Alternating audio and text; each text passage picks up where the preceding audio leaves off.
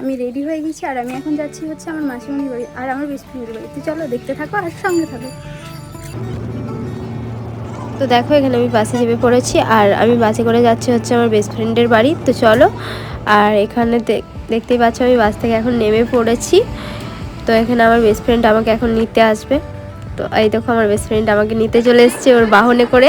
তো আমরা এখন যাচ্ছি হচ্ছে ওর বাড়ি। তো চলো দেখতে থাকো আর সঙ্গে থাকো।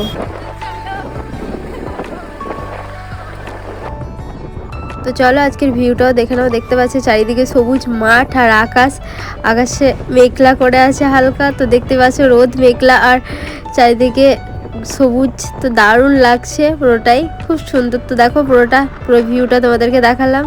তো চলো দেখে নাও। A few moments later.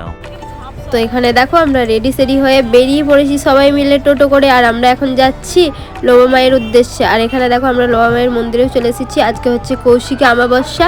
তো দেখো এখানে প্রচণ্ড ভিড়। তো আমরা এসেছি মায়ের এখানে পুজো দিতে। তো আজকে প্রচণ্ড ভিড় হবে, সবাই জানে সেটা। তো দেখো প্রচণ্ড ভিড়, এখানে পুজো দিতেই পারছিলাম না, এত ভিড়ের মধ্যে অনেকক্ষণ দাঁড়িয়ে থাকতে হয়েছে, ভেতরে ঢুকেও দিতে পারিনি পুজো। তো এ মা খুব জাগ্রত আমার কাছে। তো মানে আমি তো মাকে মাই মানি, সত্যি মা ছাড়া কিছুই দেখতে পাই না, এরকমই একটা ব্যাপার। তো দেখো এখানে এত ভিড়, মানে অন্য সময় যখন যাই ফাঁকাতে তখন ফাঁকাই থাকে মন্দির, কিন্তু আজকে কৌশিকী অমাবস্যা সেই জন্য প্রচণ্ড ভিড়। কালী পুজোর সময় ভিড় ছিল, তোমরা দেখেছো নিশ্চয়ই আমার ব্লগে। তো এখানে দেখো আজকেও প্রচণ্ড ভিড়, ঠাকুরমশাই মানে পুজো নিতেই পারছিল না, এত ভিড়ের মধ্যে এত ঠেলাঠেলি, খুব মানে কি বলবো, একটা এমন পরিবেশ তৈরি হয়েছিল না এখানে ভেতরে। দেখো গোটাই জাম। আর এখানে দেখতে পাচ্ছ আমি, এখানে রিয়া। তো দেখো আর পিয়া ফোনটা ধরে আছে। তো ছিল এখানে, মানে ভিড়ে কেউ কাউকে দেখতে পাচ্ছে না এমন অবস্থা। আর এখানে দেখো মায়ের ছবি, আর এটা হচ্ছে মায়ের শিলা মূর্তি যেটা নিচে রয়েছে, এই দেখো।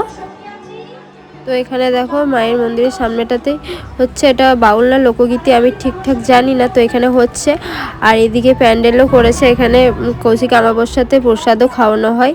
তো সবাই পুজো টুজো দিয়েছে, লোকগীতি বাউল যাই হোক শুনছে। তো প্রসাদ খেয়ে তারপর বাড়ি যাবে। তো আমরাও এখানে একটু দাঁড়িয়েছি, এগুলো শুনছি মানে আর কি। আর এদিকে হালকা মেলাও বসেছিল, দোকান বসেছিল খাবারের।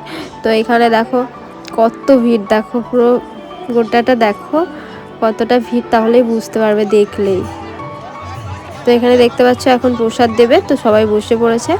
তো আমরা এখনো বুঝতে পারিনি। তো একটা দিদি বসেছিল, A few moments later. ওই দিদিরা বললো আমরা উঠলে এই জায়গাটাতে বসবি। তো দেখো আমরা এখন বসে পড়েছি, পাতাও দিয়ে দিয়েছে আমাদেরকে।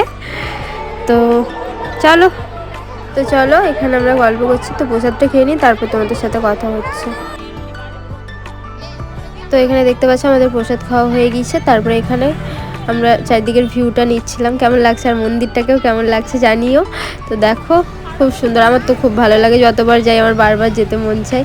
তো এটা আমার বেস্ট ফ্রেন্ডের বাড়ি থেকে কাছেই, আমাদের এদিক থেকেও কাছে, বাট আমার বেস্ট ফ্রেন্ডের বাড়ি থেকে বেশি কাছে। তো এখানে দেখো আমরা এখন আড্ডা দিচ্ছি গাছতলায় বসে বসে, পিয়া, এটা আমি, এটা আমার বেস্ট ফ্রেন্ড।